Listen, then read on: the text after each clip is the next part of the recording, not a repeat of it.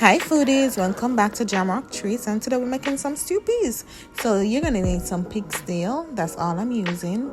We're gonna cut it up and trim the excess fat, and guys, we got this much fat from it, so make sure you don't skip this step. We're gonna rinse it with some hot water, and then we're gonna add it to a pot and just scald it off. Scald it off ×2.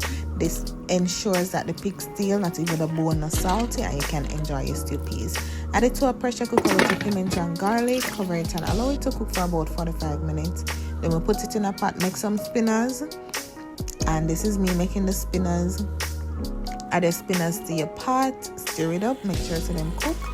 Then you're gonna add some seasonings. I start off with a thyme and a homemade green seasoning.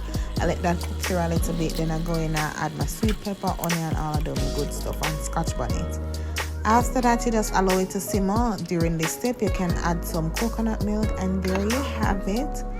Nice, delicious, not salty stew peas. Serve it with some white rice and some veg. So this is all you need. You can screenshot this.